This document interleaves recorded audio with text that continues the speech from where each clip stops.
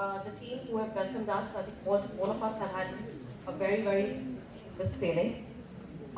Today we are here to not just exchange our ideas, but also ignite meaningful conversation, uh, provide you insights which are free-flowing, and of course add to your think time. Okay? Panelists have all said that we want to make this session extremely interactive. So if there are any particular question where a panelist is answering and you want to ask a question, feel free to connect with them then and there, and we will take the question. We will not leave the questions for the end of the session. So let's make it as interactive as possible and get your questions and answers and doubts cleared immediately. So I'm going to start. So there are a couple of questions that we have made. The idea, of course, is to bring to you not just the bookish knowledge which you already carry. The idea is for all of us to bring to you the knowledge, the experience that we have in our respective organizations, and what do we do in our organizations for you to get a first-hand info.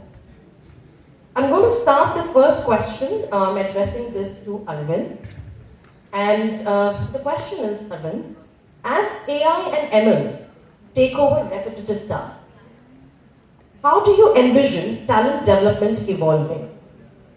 How do organizations focus on these technologies? Good afternoon. So good afternoon, my dear leaders, dreamers and doers. Right? Spot on. Okay.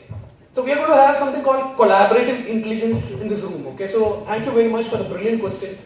What I could think of is 3 things which will not steal your job is, which you have to be on top of, is something called ICE. First thing is called imagination.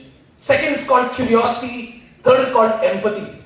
These skills is something which, as talent development, we should be focusing on. It's called the ICE model. You don't have to think much. It's a small thing. Imagination, you should not be giving to your so-called AI or Google. So the new versions of your so-called AI and ML tools are built on imagination. Someone really believed in that so-called imagination. Second is called the curiosity. Don't give it to the so-called Googles or ChatGPTs of the world.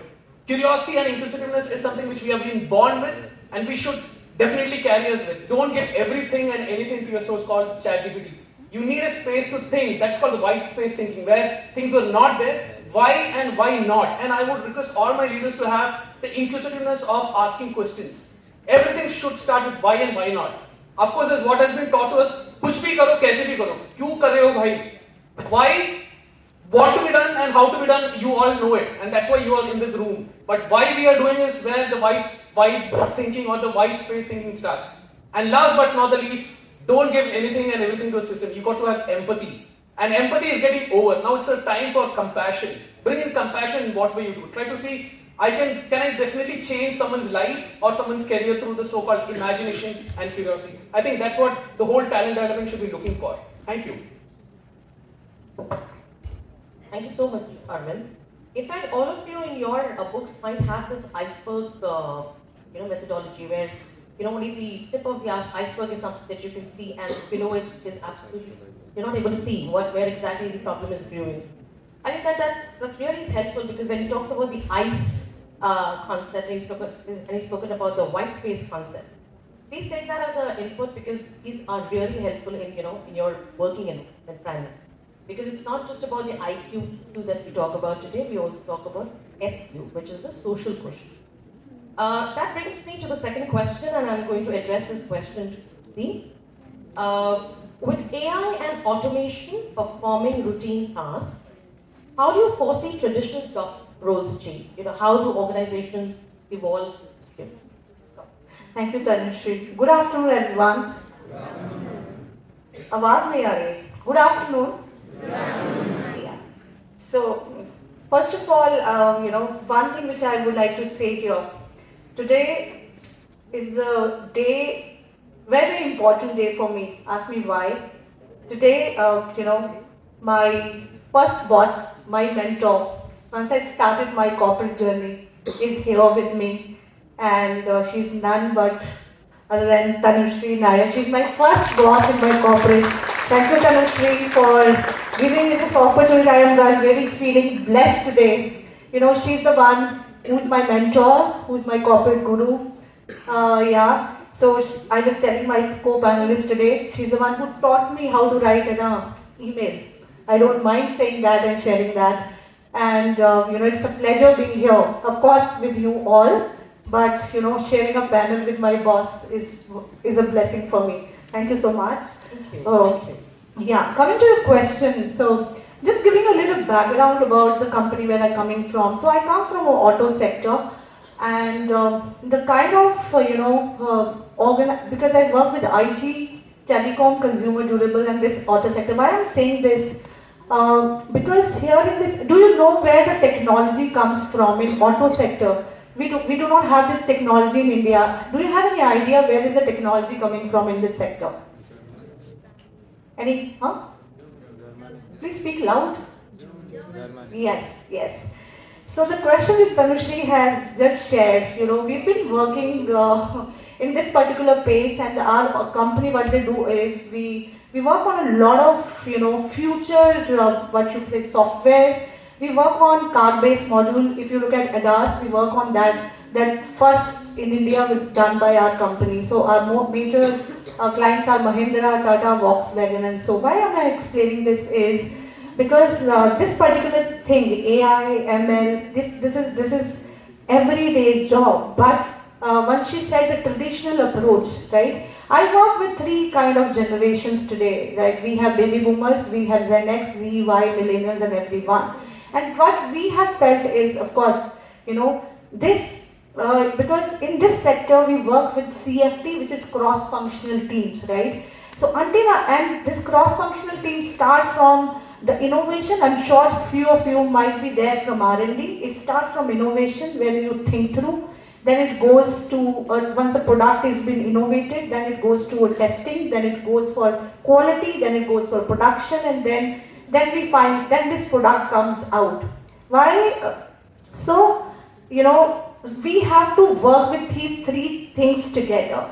But with these three things, one is Arvind already spoken about is empathy, the emotional quotient, because once you work with fourth generation together, it becomes the biggest challenge for us in HR. How do we engage? How do we make sure that they are not insecure about the job, number one. Number two is the very important piece for us is the reskilling part.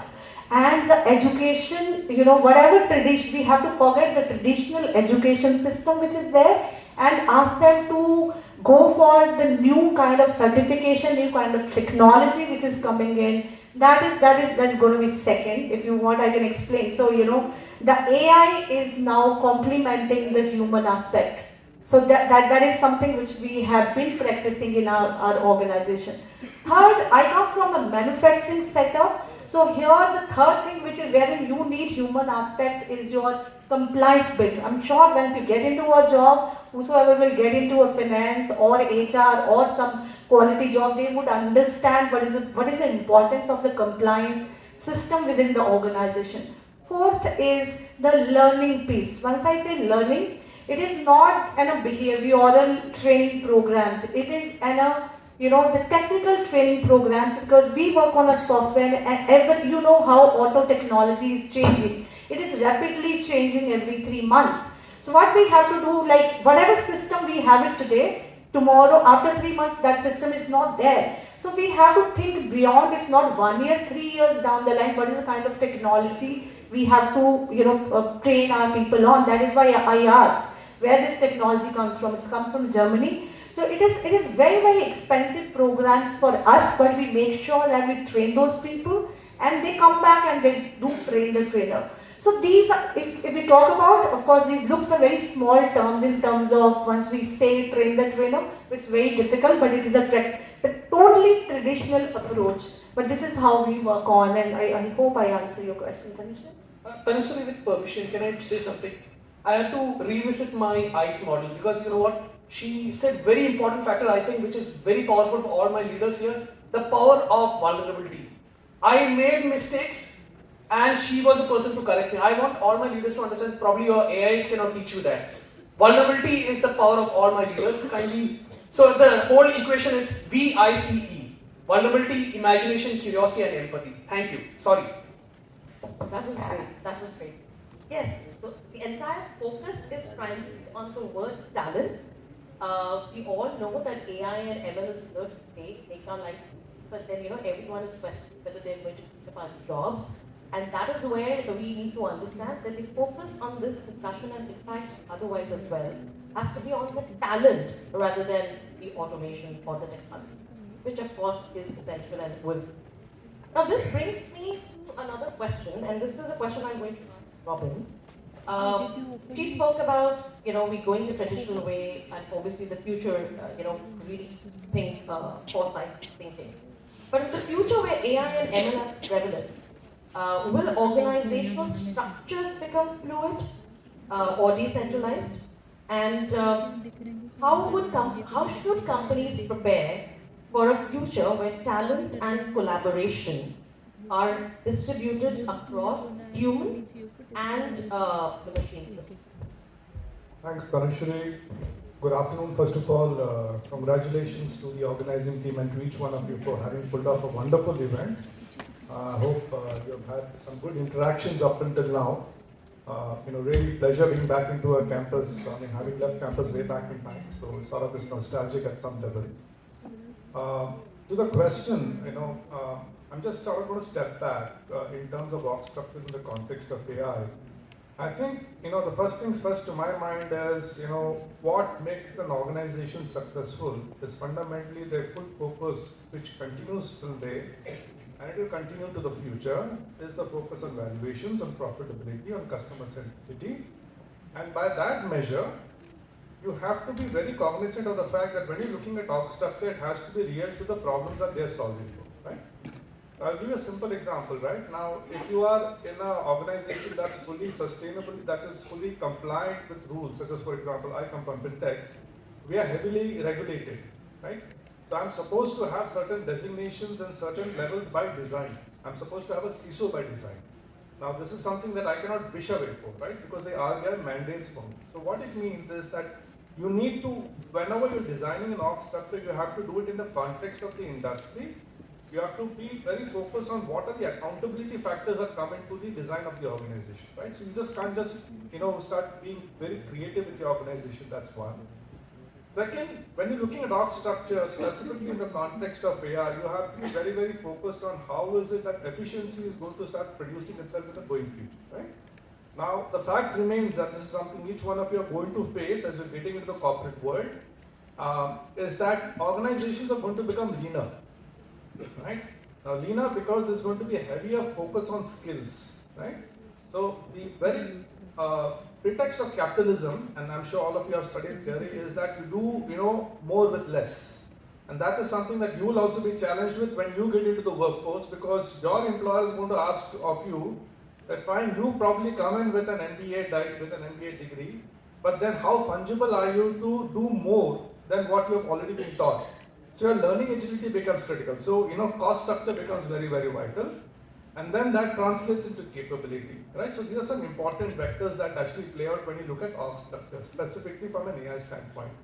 From an implication, and when you look at an organization actually bringing an org structure to life, it's a function of how the organization, leverages its careers growth, its compensation structures to reward mechanisms of how people are performing as per the ask, and how is the whole ecosystem of the culture coming around so that the org structure is actually coming to life in its true extent, right? So these are some broad dimensions from an org structure standpoint that becomes very, very vital from AI, because fundamentally a customer is not going to give you business because you have implemented AI. The customer is going to give you business, you are giving the person a relevant product or a service, and so your org structure has to enable that. So that's a vital dimension on play. That's the view on it. Thanks, Robin. Very, very valid points, because all just struggle with the aspect that we have to maintain a balance between the talent that we already have and the future talents that we are looking at. There's always a skill mapping that we need to do, a skill matrix that needs to be developed. And then how are we going to bridge that gap? And the organization structure ultimately goes through a change, because depending on what are the skill sets that we're looking to get into our organization in the future. So yeah, thank you so much for those valid points. And that of course takes me to another question, and I'd like you to take that question. So as AI enables greater connectivity and remote work, what challenges and opportunities do organizations face in managing a global and diverse talent pool?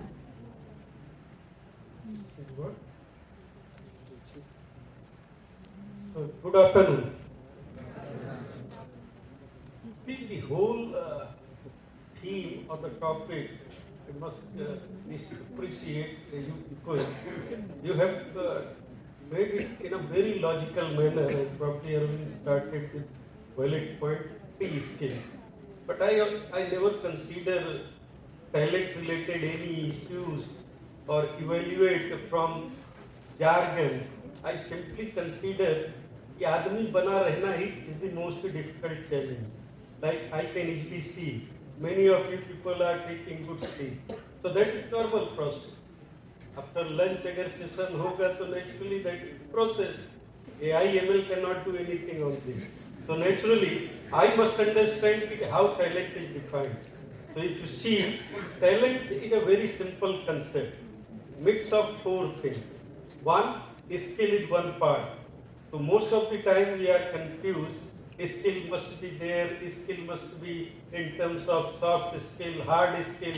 But if you see, there are four simple parts in talent. So when I evaluate this, I just see कि आदमी होने की बात कर रहा है. And the most interesting part, 30-40 years back, I still remember that song. Manoj Kumar ने एक गाना गाया था, आदमी हूँ, आदमी से प्यार करता हूँ, यही अपराध था that time. And nowadays we are, what we are suggesting, you have to be human. Human means what? So creativity, empathy, all skills which we are discussing from panel first, we all are just discussing about human skills, resilience, adaptability, whatever you talk about, bouncing back, fighter spirit, killing spirit, all are part of human. So I was discussing about talent and challenges and opportunities which our moderator has asked. So basically, I was discussing about talent. So one part is skill, second part is experience, third part is drivers, and fourth part is trait or personality. Or any AI ML kind of tool, but I am still surviving. So someone had asked the question in first panel, I am a commerce graduate, what would be my future? So you have to be just people. So you have to hone up your people skill with curriculum which are suggested. So opportunities are immense because everyone is learning technical skills, AI ML skills, which are taught everywhere. But who is teaching you moral values? And the irony, in India now moral science is not taught and even not considered in your pass or fail होने में. ठीक है? I am a student of Dayanand शिशु मंदिर. I still remember those days कि हमें तो values पढ़ाए जाते थे और आज तो पढ़ाए नहीं जाते और अब उसके लिए motivational speakers are there, spiritual gurus are there. So that is the reason it is called, people call it soft skill, but I call it always hard skill. Because we all have gone away with our core skills which are human. आदमी बना रहना is the most difficult part. ठीक है? हाँ, so we were discussing about opportunity, so immense opportunity. People have been given a kind of kickback by TCS kind of big organizations. If boss you report to the office, then we will give you incentives. That is the case. So hybrid, people have tasted hybrid work model. In IT, ITS, construction I am not considering.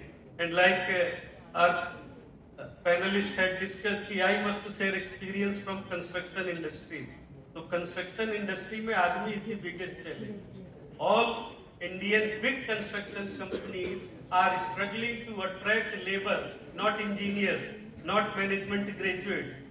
I can hire people, so many people from IIM, but not a skilled labor from the market. We are still operating at 60% of workforce. So that is the challenge.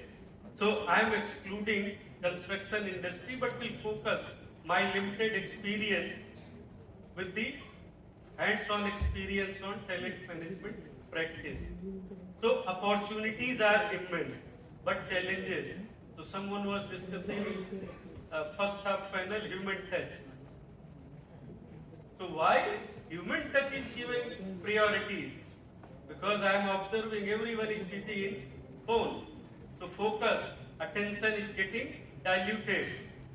Chat GPT is providing job description, but job description is not a generic thing.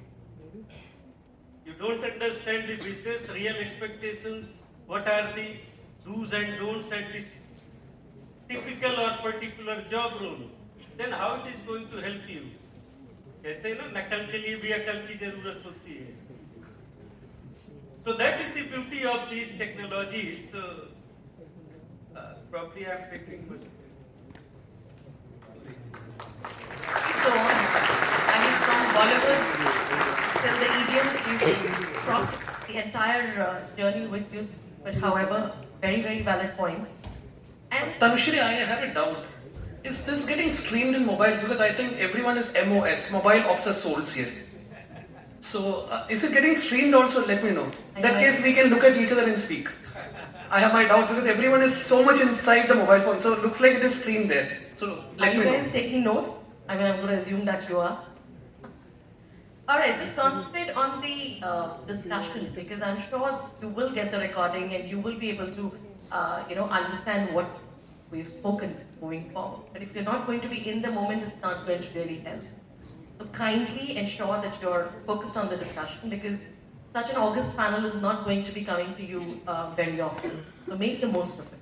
Yeah, so Tanushree, I just wanted to add what Sunil has just said. Guys, what he has said is really a challenge, if you ask me, in our kind of industry as well. And here is a food for thought, and here I want you are going to be future leaders, and you guys, if you can suggest certain things, So I come in our organization, so we are using different technologies for auto, and these technologies, as I said, mentioned it, we are not getting in India. And there are very few employees or the candidates or the talent, very, very less talent which is available, which is really giving us a very challenging task. How do we identify the talent outside? So it is now I want you guys to please help me. I, being a CHR, is failed to do so. So what happens here is, we have a technology called AutoSAR, right? I don't know how many of you must have heard. This technology is very few. I'm sure those who comes from auto sector, my colleague who's sitting from Force might be knowing it better. But I have only 5-6 guys who are there in this technology across India. And what happens is the cost, they get a lot of opportunity outside India and they prefer to go outside India, right? He was talking about unskilled manpower, I'm talking about skilled manpower. We do have this dearth of talent, right? So what should we do? Where do we generate? How do we go ahead? Some people told us, go and do a tie-up with a couple of institutes wherein you can ask them to teach this particular subject and pick those people up. What is it? You guys are there in the market, you are studying ChatGPT, you're doing so many things. If this comes in your kind of case study, how would you like to answer this? How would you solve this query? Or how can you help me with this? Any one of you can just pick up a mic and just tell me that. It is seriously a big challenge. Whosoever will be able to answer me, I trust you, I'm going to reward that person today. Glad that DP has thrown the question to the audience. Yeah, it's your time to think. Yeah, and this is a problem statement for us. So I really am looking forward to a couple of things, and I want this to be an interactive session. Yeah, we're not giving gyan. I'm sure you might have a lot of gyan already. You are taking it. Yeah.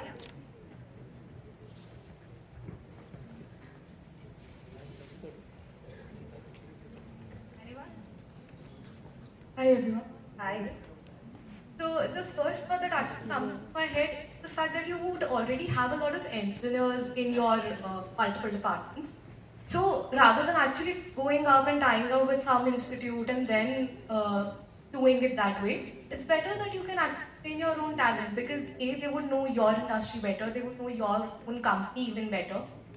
You will not have to train them on the other values and everything. It's just an extra tech that you will have to train them by.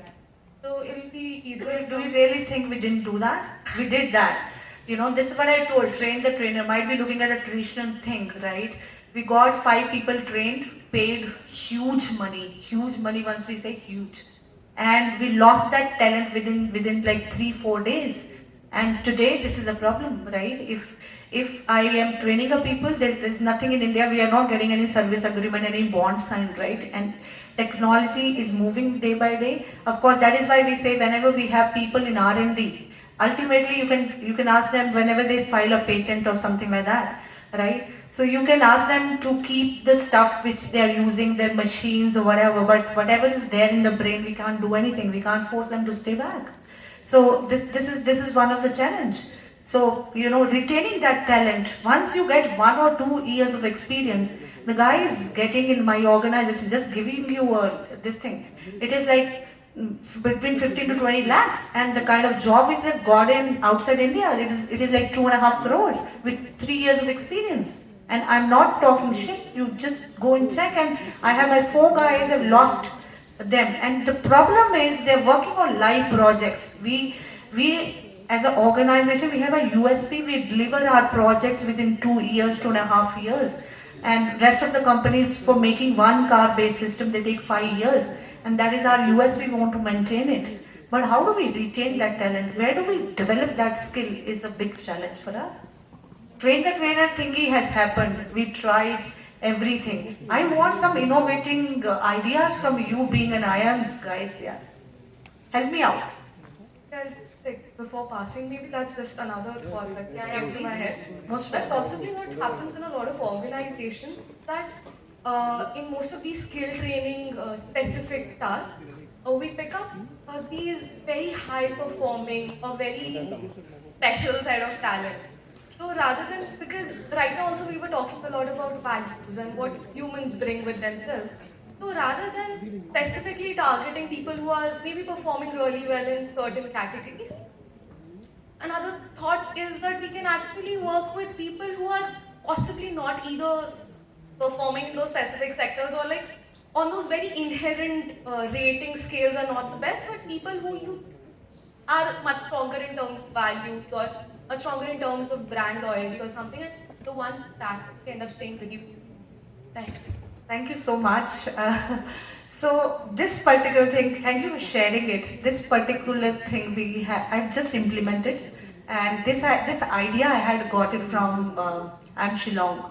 So you know I had thrown this question. So what they had also suggested, but we also were doing it. So what we do is we have kind of, I don't know how many of you know the performance ratings. We have outstanding, we have, you know, exceed expectations, we have meeting expectation and need improvement. And so what we did, you know, we picked up people, those who were having meeting expectations, who are needed in the organization. You always do not need all the fast trackers in the organization, right? You have young leaders, you have fast trackers, and you have some mid kind of talent which is needed for your, you know, routine task. This is what we did now. This particular thing has started working. So we have sent 10 people now to Germany for this training program who were meeting the expectations. We made sure that, and what we did, second thing what we did, those who were working with us for good 5-6 years, you know, experience within the organization. Okay, just to give you an example, this organization, the USP of this organization, we do not hire anybody, whosoever is working in plant from outside. So we take people, as he said, unskilled people, we take them, we prepare them, and then we enroll them in our plants. So, you know, we've picked up those people and then we've sent them. So this particular thing I've already tried. Let's see how it shapes up, and thank you so much for bringing it. I think it has been a great idea. Anybody else can help me out before I pass on to Tanushri? Let us know your name, please. I mean, we didn't get your name. I'm Kanishka. Sorry? Kanishka. Kanishka. Okay. So thank you Thank for you. racking your brains on this question, Thank you so Kanishka. much. I do see that a couple of people who earlier were not really looking at the panel discussion suddenly had their ears open. But I'm still going to suggest that there are a few people sitting right in the front row. And if you are actually feeling really tired, please go out, freshen yourself and come back, because it's good to see faces who are really interested in the discussion rather than, it looks like you're really tired. So do that. We don't have an hassle. We all understand that you are under a real stressful curriculum, which is absolutely okay. But yes, if you're there, if you're here, then please, participate in this discussion, because this is not going to happen very often, and it's only for your benefit. In fact, now that we're talking about these four aspects of talent, which Sushil mentioned, and initially also Arvind had touched on these points, let me just ask the panelists here, and please take this question one by one, maybe starting from Arvind. Uh, okay, that's an interesting perspective, but let's start with Sushil then. So when you said these four aspects of talent, right, which is very crucial, and we talk about humans, our ego, our ego pehchan. How do you think that the organizations need to nurture these skills? Would you be able to throw some focus there? Sushil.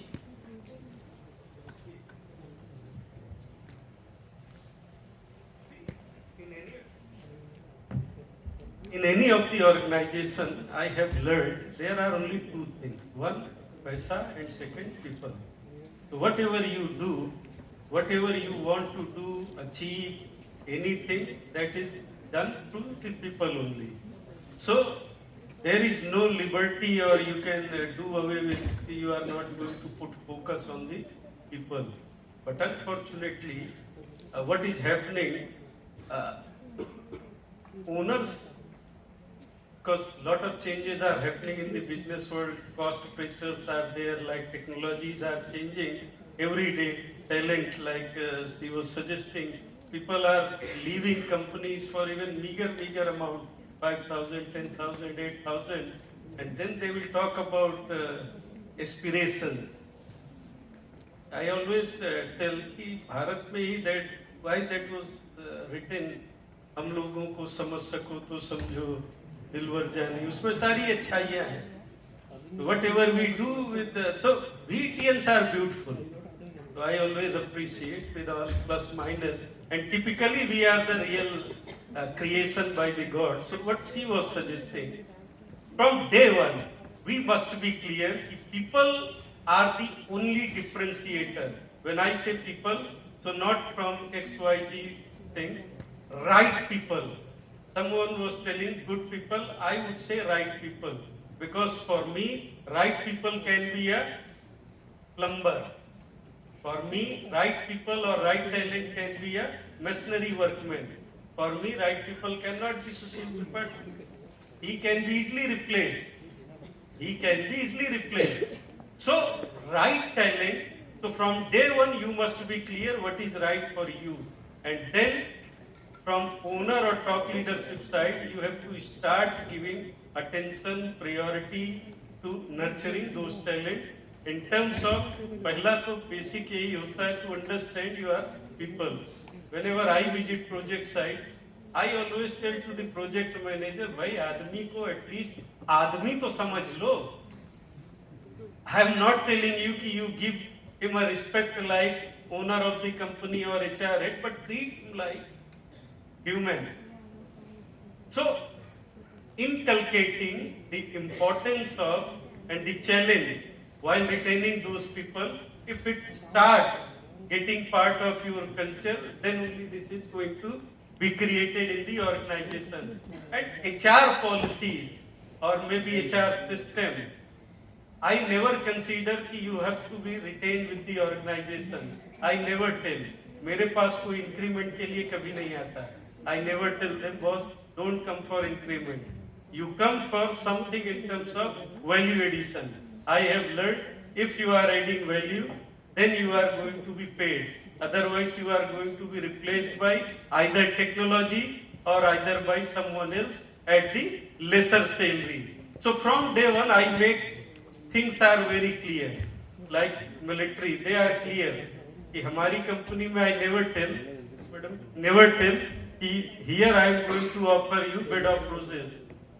Real roses you will get with all chubhan and luxury. And then maybe because roses are thrown, मृत लोगों पे भी चढ़ाया जाता है. So you have to be ready. If you perform, you will get rose. Otherwise, कभी कभी मैं चुभाता रहूँगा. Like, and then naturally when you are thrown, you are like that. So culturally, from day one, we have to be very clear. If people are not the talent, what are the talent? You have to be clear, and those talent must be given right treatment. And policies, processes, SOP, day-to-day treatment, how you interact, how you treat, everything must be crystal clear. So that's how we have been doing. I think Sushil covered it quite beautifully, and I think defining to your example of how do you work on state profiles in the way that you have sort of defined them, that's going to be critical. But I think as a student, and for that all of you are passing out, it's also important that you work with your alumni network to sort of figure out what's your sweet spot. Where would you really trigger well? Because your time is also precious. And I'll give you a simple example. When we look at profiles of resumes, we see both types of individuals, right? People who stay in organizations and do meaningful work, and people who roll off organizations every 3 months. So it's like, you could figure out what is a confused profile and what's a profile who's really done their research before they enter an organization. Because I think you can believe this, that organizations have a fair idea about what exactly they're looking for. For example, in our organizations, we have got it very clear what is the type of profile that's going to really work and gel in our ecosystem, right? So we look for learning agility. We typically, for our engineering graduates, we do not go to the top tier institutes. We go to the toppers of the tier 2 and tier 3. Because in our theory, these students do very well because they bring what we call as hunger. They are very keen to prove themselves because they know they could not crack JEE Advanced or JEE Mains, and so unke andar wo kida hai. That they have not been able to do, they want to prove it. And invariably, if you place this guy, the guy from a tier 2 and a tier 3 with a IIT pass out, because I've come from organizations which have actually deployed both the categories, I have seen more excellent performance of tier 2 and tier 3. And it's not that because the tier 1 is anywhere less, because it's that hare and the tortoise story. Right? So that's typically, that's actually playing out in the real world, and you need to be very well aware of what is your sweet spot? What kind of an organization would you vibe and gel well with? Is it a fast-paced, is it a product organization? Is it services? Is it manufacturing? Because each one of us coming here come from different ecosystems. None of our organizations are the same. If you come and do a dialogue, a day in the life of our organizations, you'll experience very different environments. So your networking with your seniors and doing your own research before entering the organization is vital, because you don't want to be seen as a rolling stone. Because honestly, trust can only become forth when we see what your data shows. And if your data shows you've been rolling too much, because God confused head. Nobody wants a confused head. So do this service for yourself, do your research before you enter an organization. And when you actually sit in the interview of such an organization, believe me, you will sell yourselves exceptionally well. You don't have to try. You don't have to make up things, because you see the natural gravitas that's happening between you and the organization. So that's an important piece of advice that I would want to go. And to the point that organizations have their methods, right? They invest to the point, Deepti was talking about the crores of money that they spend, because they are very clear what they derive from the investment that they make. But at the same time, they have now become very, very cautious with regard to what's the state profile, similar for each one of our organizations. So the game is open, the rules are open, and everybody knows what's happening. So transparency in today's age and stage is absolutely clear for everybody. So it's important that there's a handshake at all levels, and that's my piece of advice to each one of you. So much, Robin. Very, very valid point. And I think I'm also going to take the liberty of answering this question, representing a telecommunication company. We all are management graduates here. We all know culture eats strategy for breakfast. We understand what the underlying meaning is. You can strategize, strategize, strategize. And if you don't really have the right culture, nothing is going to work out finally. So here, now how do we as an organization cultivate these skills? So in telecommunication, there is a mentality which is, one is a hunter mentality and one is a farming mentality.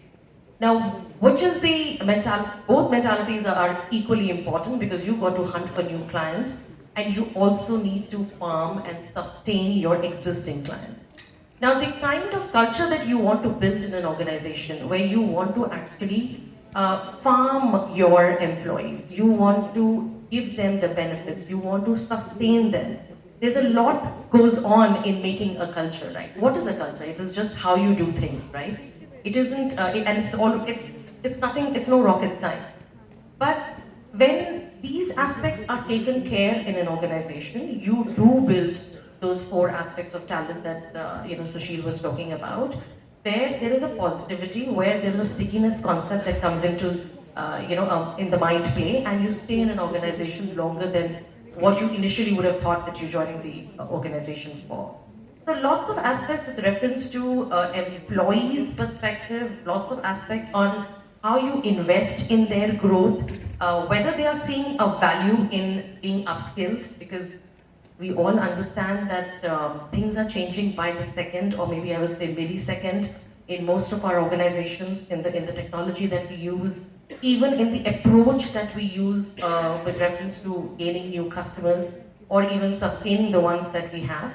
So, I mean, the entire concept of how, I'm going to pick this word from Arvind, which I just grabbed, experience value proposition that we talk about instead of just the employer value proposition, is very, very important in terms of nurturing these skills. So yeah, moving on to Deepti, take on the question. Yeah, thank you. So what we do in an organization now, and it is an advice for you guys. We work on 3 E's, right? It is nothing. It is your experience which matters, right? Experience is not in terms of the number of companies you have worked. Experience, say for example, you are in a college. What is the kind of experience which you are getting while doing your case studies? I'm sure we have been doing in IIMs like a lot of case studies, and you're studying what is the kind of experience you're getting from those case studies, and what is the kind of solution which you are providing is very, very important. Then comes your education. So while interviewing, like Robin has also said, while interviewing, of course, we look at the pedigree, we do, like the person is from IIM, but, after 5-7 minutes, whatever you share your experience, once we deep dive, then we get into the job and the kind of, education system which you have learned, what specialization you have done, and how, the kind of thorough knowledge which you have, it plays a bigger role, right? It is experience, it is your education, and ultimately,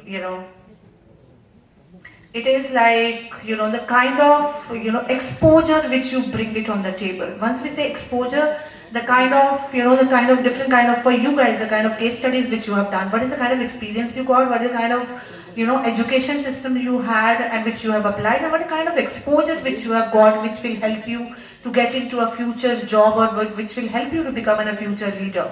We talk about AI will take the jobs, we are talking about MLs will take a job. Now there's a robotic system which has come up, pretty new, but ultimately I was just sharing with Tanushri yesterday, ultimately, who is driving this entire goalpost, who's writing that algorithm?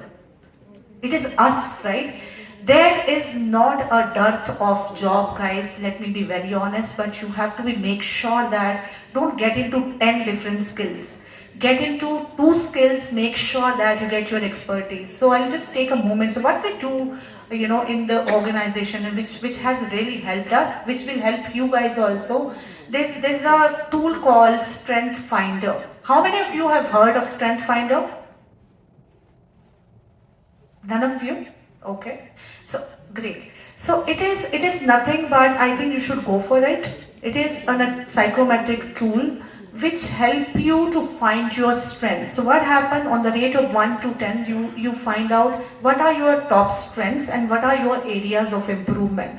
So what we do here is rather than working on your areas of improvement, we focus more on your strength. Say for example, one is at lowest and 10 is at a highest scale. So we look at if you have got 6 or 7, the strength, 1 or 2 strengths which are at 6 number and 7 number, we focus on that. We make you expert in that particular thing. We work with the talent, we prepare the IDPs. It is not only for heck of preparing it. It is for individual development plan, and we focus on that, and that is how we leverage the strengths which you have it, rather than I start training you from zero. You might have heard companies right now we were discussing, and we were saying the future employees are expecting the person to perform a job on day one. But I told them, no, it's not. It takes 1.5, 2 months at least. But if the person has strength and this is your strength finder score and this is where your expertise lies, guys, sky is the limit. You will crack whatever interview it may be, whether it's any of the company, any of the thing. But make sure that you find your strengths, which is, of course, some people are having very good functional skills. Some people are having very good knowledge of their subject, but they are not been able to represent, right? Make sure that then you are picking up those sort of jobs which are like of your kind of nature, what you like to do. And it will give you a lot of food for thought in terms of your own competencies. Is there in the library, 3 white color books. Now discover your strengths, strength finder, and the most important thing is stand out. Kindly take some time out. That is the most important thing. What makes you stand out from the crowd? Number 1, which I just told it from Deepthi now. Second, from Sushil, the most important thing is I called you as my leaders. Now, most important thing is BHCL. Okay, human-centered leaders. Right? That starts because we are not, complimenting also. There is something called HMS right now. Human-machine synergy. So if you really want to stand out, start looking at your strengths. And strengths is something which is very difficult. We only look at others' strengths. That's unfortunately this one. And now I have an important question to all my leaders, human-centered leaders here. Why should someone hire you? Can someone tell me? I at least have 3 things which I stole from all my leaders here. The question is quite simple. Why should someone hire you? It was there in the HBR article 2 weeks back. Don't look at that, please. But then, simple question, why should someone hire you? Any answers? One answer you got it from Deepthi, which starts with P. Leave that. Another thing you have learned in your operational research. Third is the most important thing, which is called VIC. So question is quite simple. Why should someone hire you? Or the question from a job employer would be, why should I hire you for this organization? Who is going to give me the answer?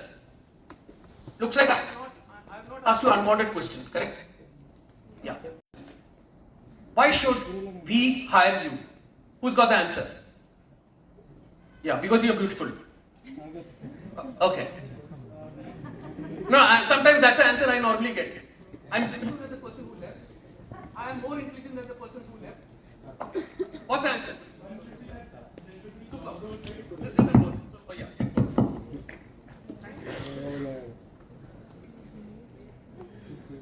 So one would be that the role should fit with our skills, and another would that is job role fit, and the second would be that we have shown performance in consistency in performance in previous experiences and academics. So those 2 things will be there. Others have also done all these things. Sorry? Others also who is sitting next to you, who was very busy with your mobile phone, also he's also done the same thing. I mean, what Then is why? your USP? Yeah. What is your USP? Or DF, differentiating factor. The so-called Potter's model and all the stuff. Yeah. Why should I hire you? Good time, but that's right. More than that.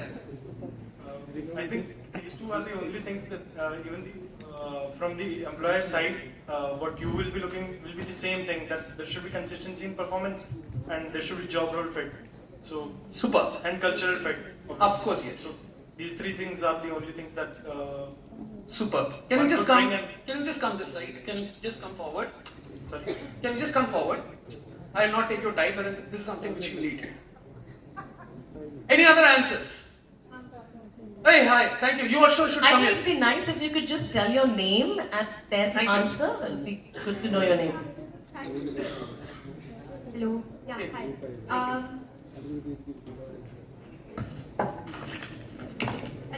Hi everyone, I am Priya. So the first thing is that I'm somebody who's worked in the development sector.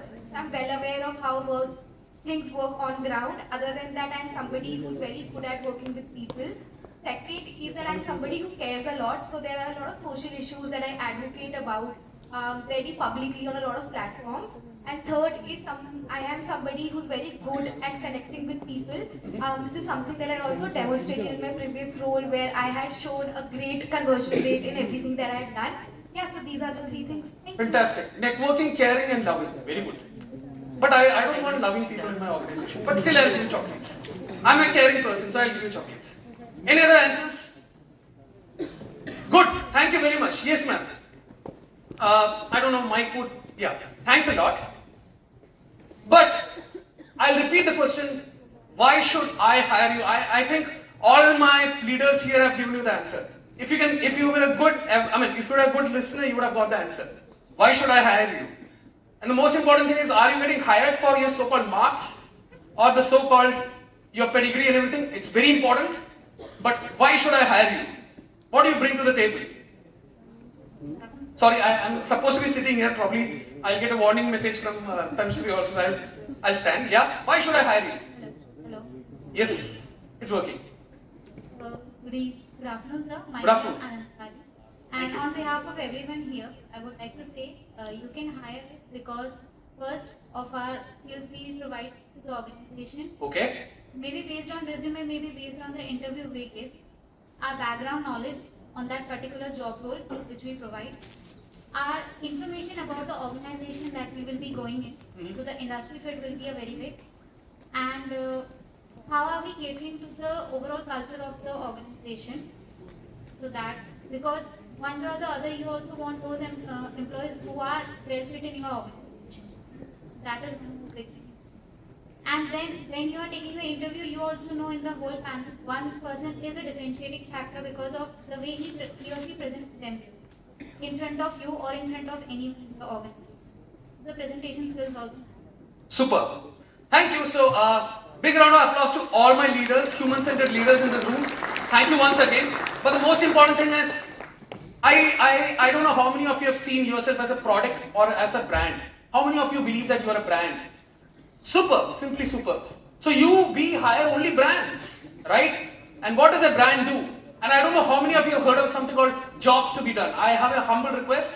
If time permits, see the recent, I don't know whether you're obsessed with HBR. Just see, the most important thing which I want all my leaders to see is, world or the so-called hiring leaders are looking you as a product. And there's a fantastic tool from the Kristen Clayton of the world who has said jobs to be done. You get hired for doing exceptional jobs, right? Functional, emotional, and social. Don't leave. Just keep this in mind. You don't just simply get hired just because you're a brand. You are just from this IM. Definitely the great tag which you have in your so-called curriculum vitae. But the most important thing is you all are products and you all are great brands. Number one. Number two, how many of you really believe that you are performers versus potential candidates? For me, I look at potential candidates. I think that is what she was also, I think Deepthi was emphasizing, Tanushree was emphasizing, all Robin and everyone was emphasizing. Please don't look at yourself as performers. We need potential guys. Potential is all about dice, determination, insight, curiosity, and engagement with the subject. Kindly just take a note of this.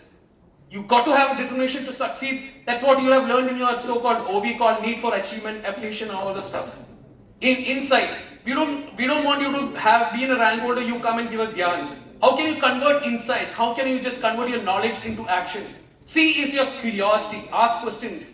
Because everything what you see from the Ubers of the world, someone had the audacity to ask why and why not. E is the deep pocket expertise you bring. Last but not the least, everything is about MVP, which I stole from Sushil sir. Mindfulness, value driven, and you are here to get something called perspective seeking. Start building on these three stuff. That sets you different from the crowd. And that's why you're human-centered potential candidates. Thank you. Sorry. Arvind, आपकी बात को मैं simple कर देता हूँ, otherwise ये लोग भूल जाएंगे. Arvind has actually captured 3 important aspect. तो मैं आई डोंट नो आप लोग कितनी पिक्चरें देखते होंगे. मतलब आई ऑलवेज टेल और I love Hindi dubbed Telugu movies. मतलब हमेशा मैं बोलता हूँ कि films must be like complete nonsense entertainment. Then आपका माइंड सोचने के लिए प्रेरित होता है. तो first will start. Amitabh Bachchan का एक डायलॉग था, जहाँ से खड़े होते हैं लाइन वहीं से शुरू होती है. तो दैट टॉक्स अबाउट, क्या बात करता है वो? ब्रांड ब्रांड नहीं, चलिए मैंने जो डिस्कस किया था उसमें आंसर है. सेकंड एंड थर्ड मूवी सराय नाडू, कितने लोगों ने देखा है? उसमें एक डायलॉग है, इसका है अल्लू अर्जुन, ब्रांड ब्रांड माई. यार डायलॉग भी नहीं याद रहता तो क्या फायदा है. अरविंद ने लाइब्रेरी जाने को बोला, मैं बोलूंगा मूवी थिएटर आज जाना. That is next level. Third, क्योंकि we are talking AI ML, Mahesh Babu की अभी एक रिसेंट पिक्चर आई है. His colleague was offered 1.5 crore. ठीक है? Likewise interview was happening. Then when Mahesh Babu entered, so what was he carrying? कितने लोगों ने पिक्चर देखी है? नहीं देखी? आपने देखी है? So what he did? बोलिए बोलिए, तेज बोलिए, आपकी आवाज बगैर माइक के यहाँ आनी चाहिए. He gave offer to the company. Sorry? He gave offer to the company that he create a project. Yes. So rather than seeking employment, और जैसे बोला हम आपको हायर क्यों करें, उसने बोला I am not here to get hired, नौकरी के लिए नहीं आया. I am here to give you one solution which you people are longing for many years, and you are trying to compete with Google and Microsoft with a social platform which you are not able. But I have created code with AI based platform operating on cloud system. Everything was there. Then what he got? He directly got employee की तरह नौकरी नहीं किया उसने. So whatever he is telling in simple words, everything is captured in these movies, but you have to open up your mind. अब problem क्या है? हमारा फोकस का टेंशन ही 8 सेकंड का है. तो हाउ यू विल इमेजिन. अब हमारे जैसे लोग जो किस जनरेशन में आएंगे, आई डोंट नो. क्या बोलते हैं XYG, आई डोंट नो अभी मैं कहाँ हूँ. Because still I believe in India ये generation exist ही नहीं करता. You don't have that luxury ना to choose your job. कहते मेरा पैशन, अरे पैशन तो है कहाँ? पापा ने बोला then you are here, mummy ने बोला you are here, maybe girlfriend, boyfriend, I don't know. So this part keep separately, but understand what he was trying to tell. मैं आपको सरल भाषा में बता रहा हूँ. Maybe I have learned कि पढ़े लिखे लोगों को सरल भाषा समझ नहीं आती, and I am simple person, so making complex thing into simple words. Thank you. Thank you. Any last points that any of the panelists would like to add to the topic or to the session? All right, so now we are opening the forum for questions to be asked to any of the panelists. And now over to you guys.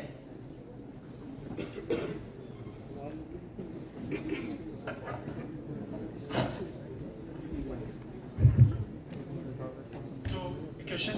There are two questions. Either both of them can be either. So, first one is, let's say when the retention cost is higher than the hiring cost, then why not let the employees when they're getting rid of? That's the first. Second question being that if another competitor company giving the same giving some competitive salary, so what's that stops that particular company to give the competitive pricing? salary hike and then retain these skills. Why that important? Should retain. And the second thing is, if to the second question itself, that if we have already trained them, then either if they don't have the skills, that they deserve salary that the competitive company is giving, then either there has been a misjudgment at earlier phase when we were selecting them. We train. Don't you think this is something that should be considered?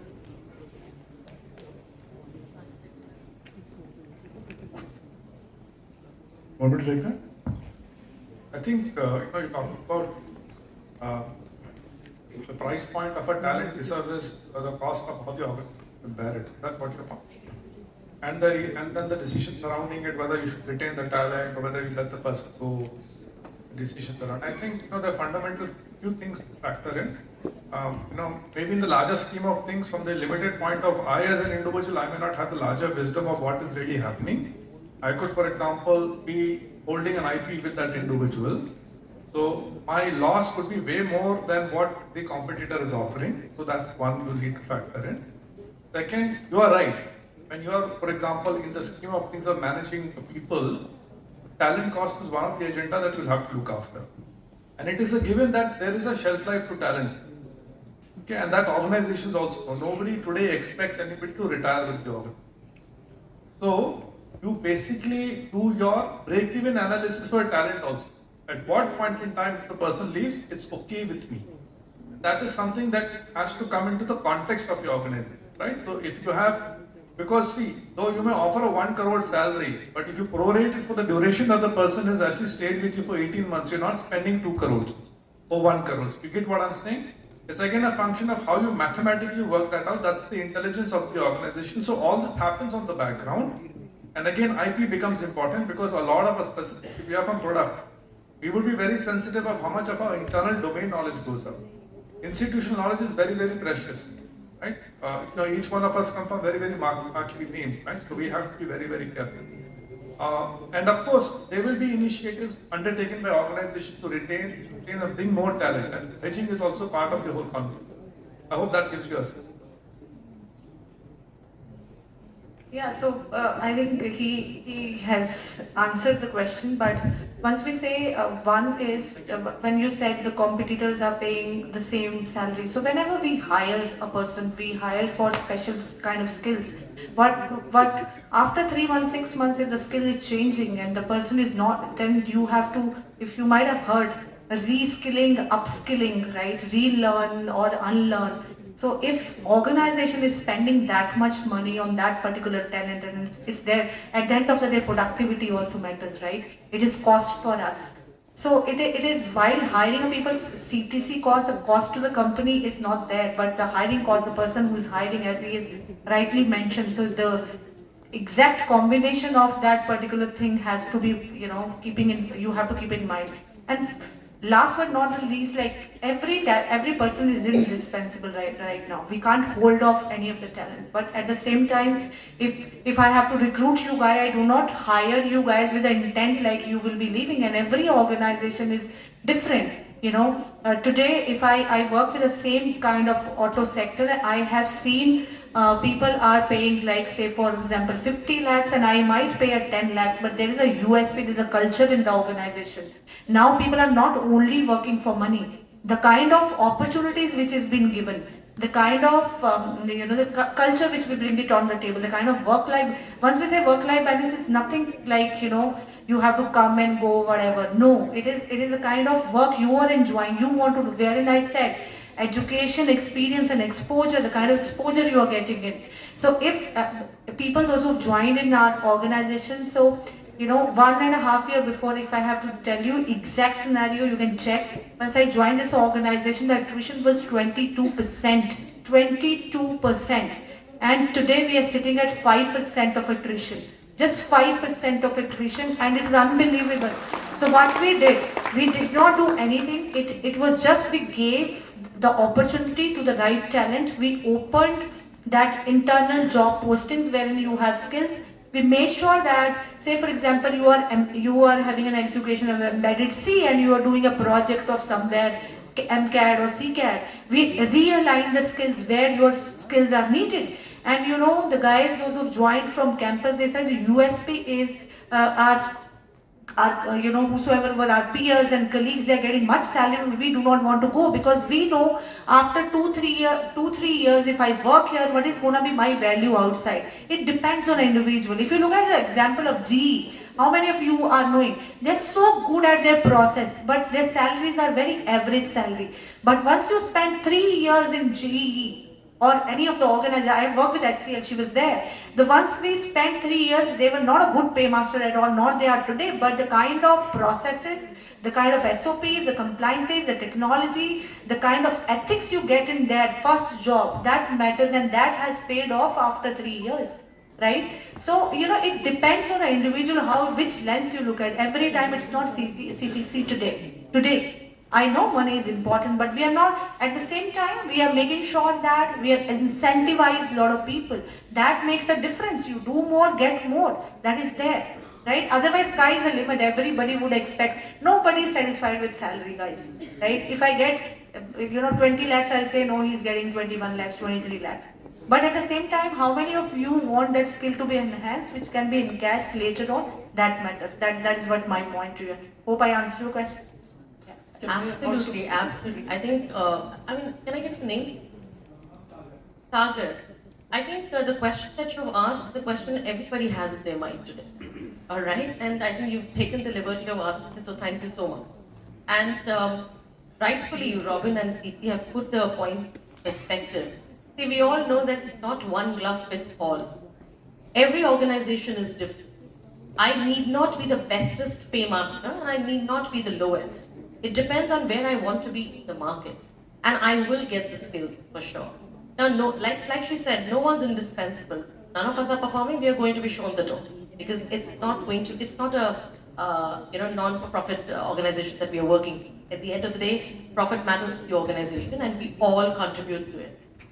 But when it comes to looking at aspects, like especially with all of you when you're now going to be thrown into the corporate world, if you're only going to see your CTC as the main factor for choosing an organization, then you're starting incorrect from the beginning itself. There are lots of aspects that you need to consider. What is going to be your future? What's going to be your learning? What's the investment the company gives puts them into the learning aspect of their employees? What's the culture? I mean, everything has to be taken into consideration. You can't just look at package. Yes, no doubt that's important. But that can't be the only criteria. And no organization, trust me, Sagar, holds an individual by the gunpoint saying that you can't leave us just because you're going and joining a competitor. I mean, if you are doing very well in an organization and like say for example, you're there with us for about 2 years, 2.5 years, and you get a good opportunity, I mean, every organization will actually help you and wish you luck in your future endeavor. It's always so, because it's a very small world. You might just come back to the same organization sometime in the future. So don't take that as the only aspect of looking for a job, right? It has to be considered in a very overall scenario, and you look at in a very peripheral view rather than a blinkered aspect.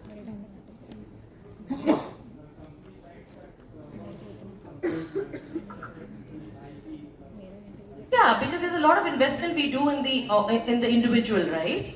And obviously, when the organization, like she said, we are not going to hire you to fire you or let you go in a year's time. The idea is to invest in you. The idea is that you contribute to the company, and the company takes care of your well-being. It's always both ways. Productivity which matters, right? If we hire you, say for example, 10 lakhs, what is the kind of productivity your organization is expecting? Similarly, it is ultimately they all need the profit, and then whatever we want to take it forward. So this is a bitter truth, but this is how it is in the corporate. Anusri, with your permission, can I confuse them? Okay, simplicity is very dangerous. So I'll just tell you something which I'm sure I want everyone to just look at your convenience. We at Volvo, if you happen to see a Glassdoor, average in years of tenure is almost 7.2 to 7.5 years. It's not because we are the paymasters, but I want to emphasize on 3 W's. It's not Gyan, but I want every leader in this room to understand. Please understand, don't just look for only the money aspect. If you happen to see some of the organizations, they only do, and probably you can look at even Google. I am sure you would have read a book called Work Rules also. Don't read it if you don't want. It's your choice. Most important, you only have to see 3 W's whenever you're joining an organization. One is your work environment, and the work culture. Start looking at that. And most important thing, again I repeat, you don't get hired just because you have a brand. There is something called value, impact and contribution which you bring to the table. ROI, ROE and ROT. Return on investment, return on experience and return on time. This is what they look at. Sorry, I've been more confusing, and as an HR, I've tried my best to convince you also. Thank you. Alright, I think we're running out of time, but we have about 5-10 minutes. We can take a few more questions. Yes. Hello. Yes, you're audible. Yeah. So currently we are starting a subject which is strategy, our management course.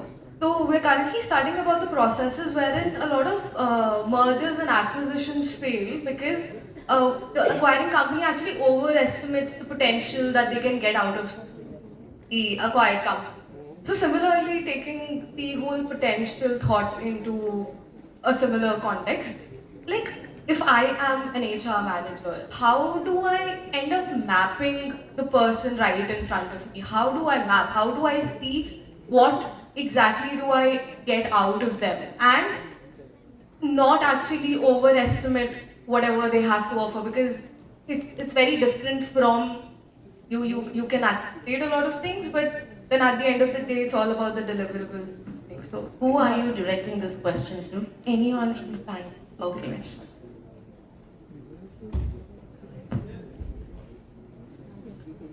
See, when I was a student of strategy class, that time Ratan Tata ji was working on 3 projects: Jaguar, Chorus, and Nano.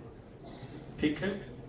And also we were discussing about strategy. So strategy for you might be 5 years, for someone might be 10 years, for myself maybe 20 years onwards. Because strategy or whatever he was referring about G. So if you are aware, Jack Welch has given all the Gyans, and after his leaving G, we all know what happened with G.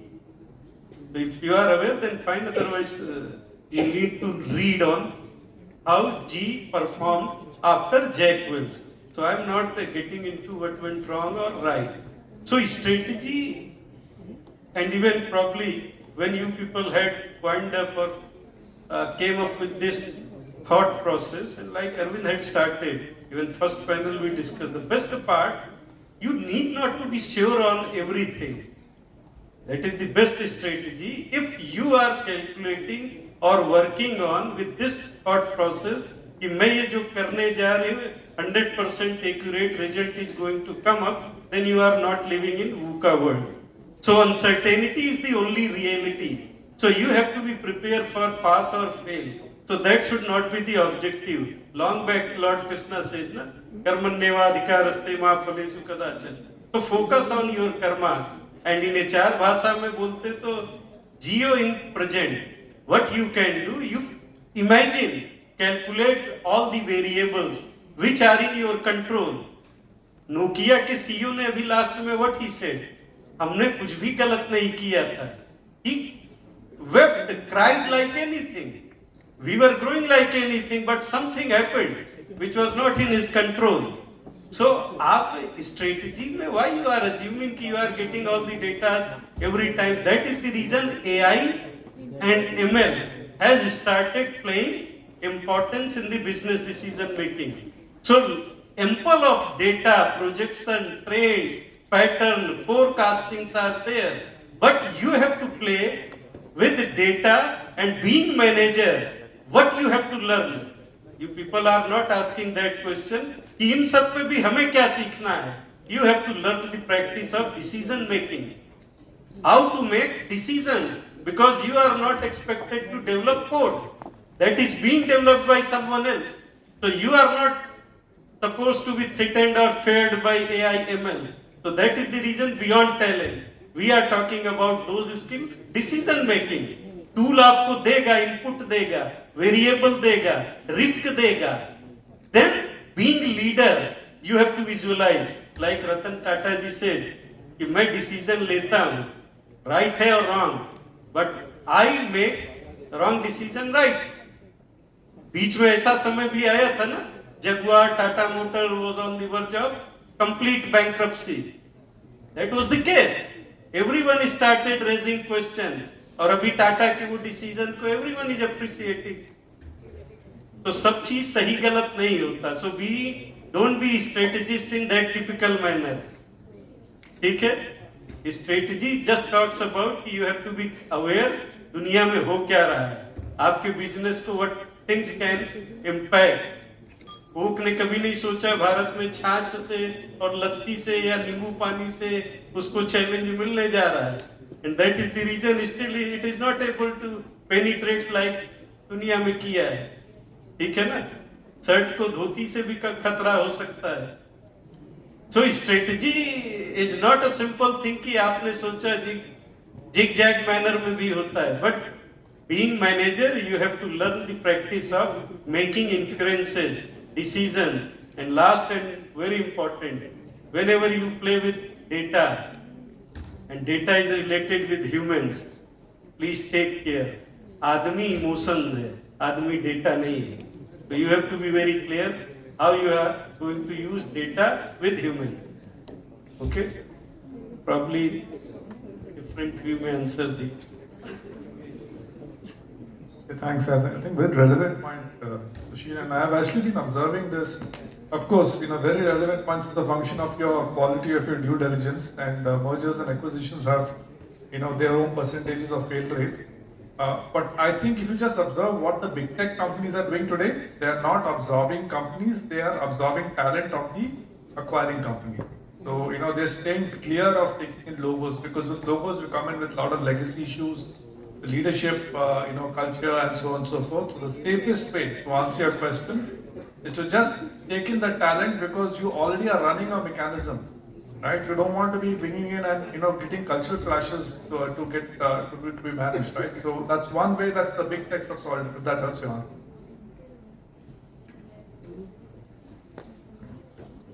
Another question? Take one last, then. Sure. Yeah.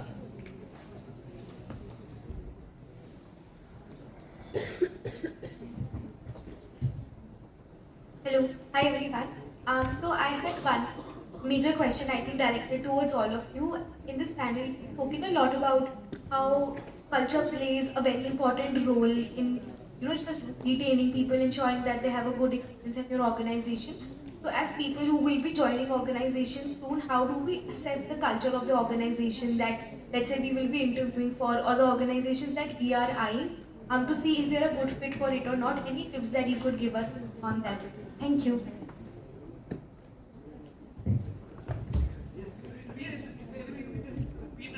You want to set a culture, or you want us to set a culture? No. So I'm asking, if I am somebody who's applying for an organization, how do I decide if I have a good culture fit or not, considering that I'm looking at it from the outside?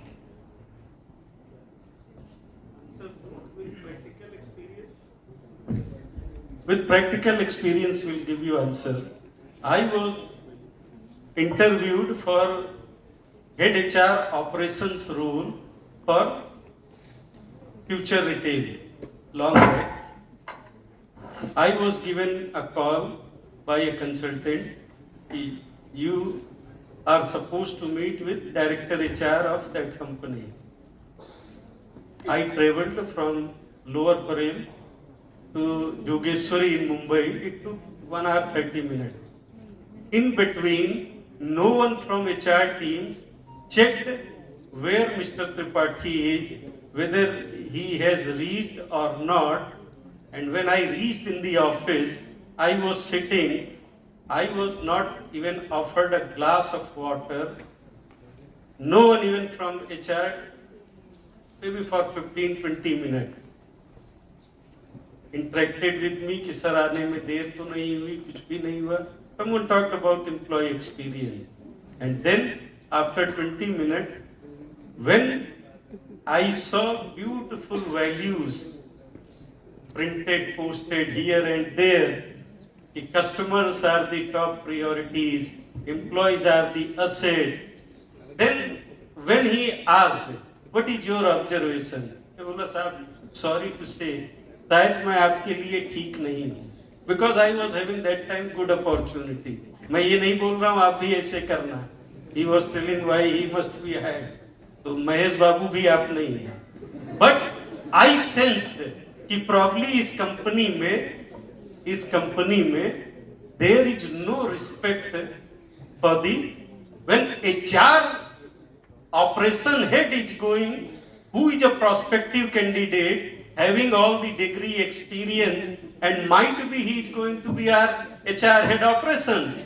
He is not given proper treatment at the time of first interaction. Matter is clear and sorted out. I was clear कि this is going to be the culture.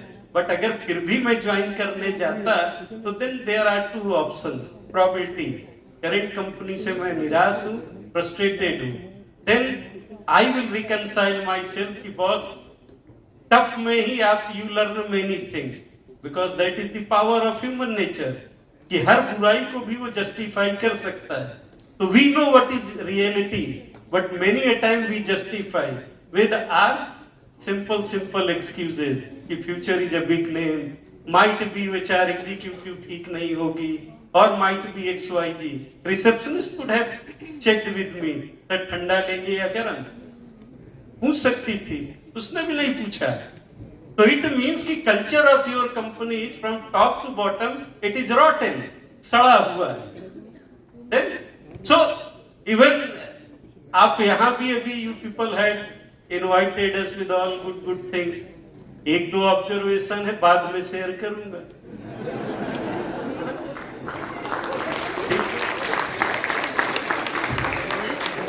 Taking a cue from what Sushi just mentioned, if you want to see yourself whether you are a culture fit into the organization that you are applying or not, a couple of things.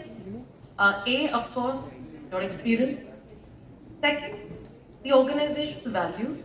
Do they resonate with you? And third, of course, doing a little bit of a in-depth analysis or a survey at your end to figure out the kind of work environment which they're in. Because not everyone is made for every organization. So those are things that you need to consider at this point. Because once you move in and once you get into the corporate rut, then there are lots of other things which will come into the picture. But right now for this, you need to know whether you resonate with the organization values for sure. And of course, the kind of work environment which that should be good enough.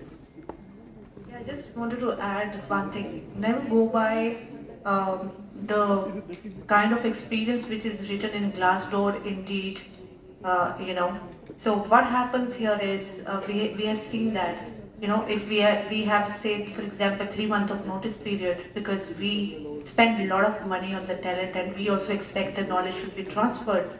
But once the employee comes in and he or she says I want to go in a day, right? If you refuse, so you know what the kind of experience which we are gonna get in Glassdoor or Indeed or whatever nowadays which is there.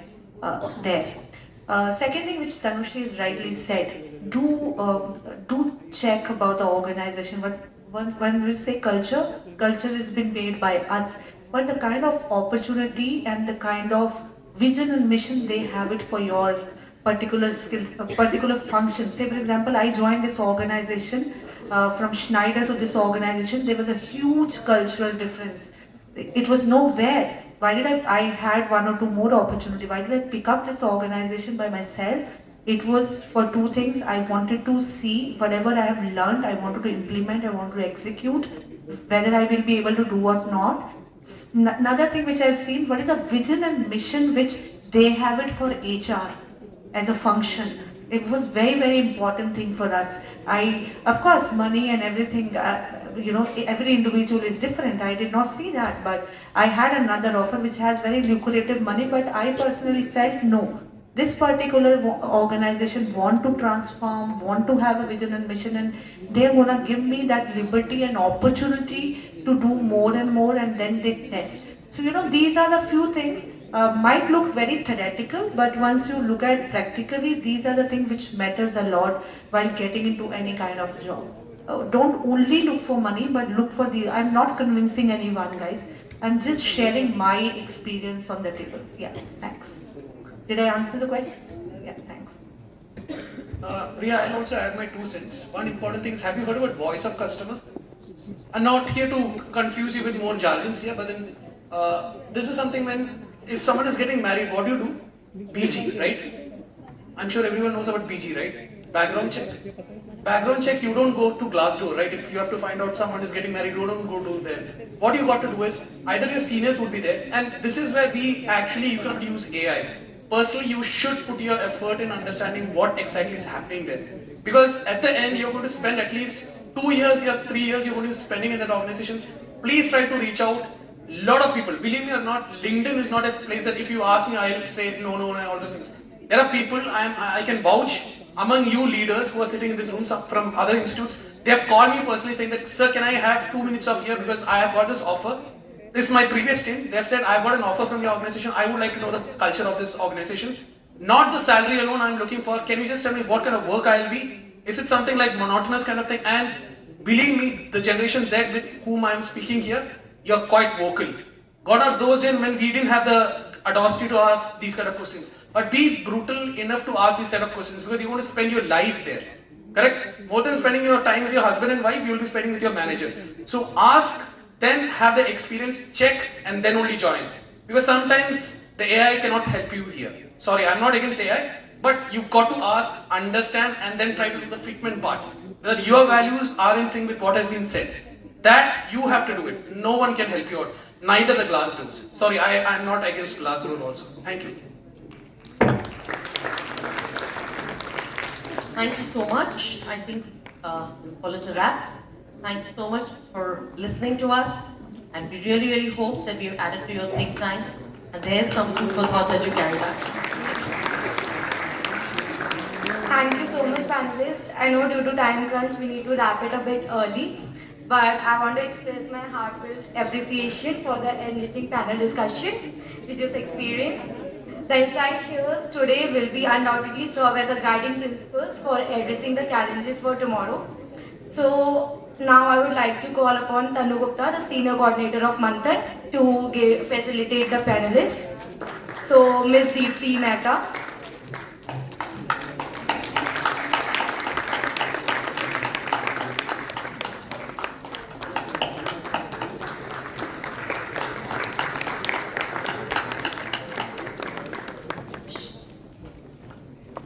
Mr. Robbins Carrier.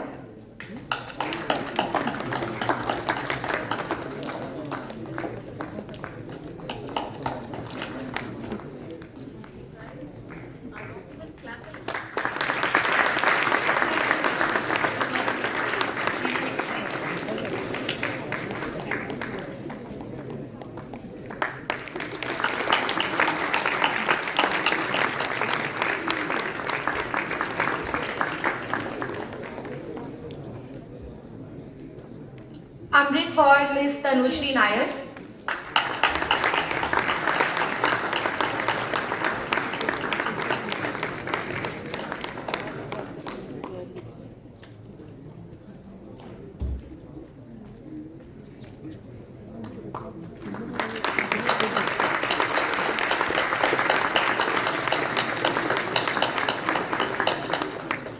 Shivani More for Mr. Aravind Warrior.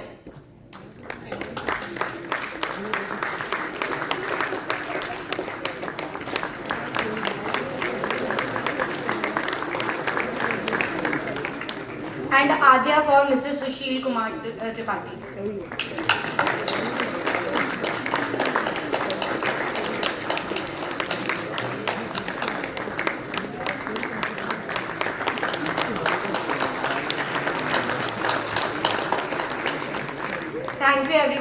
time, insights, and dedication. We would request the audience to be seated. Alice, could we please have a photograph with the team? And then we'll wrap it up. Yes, yes.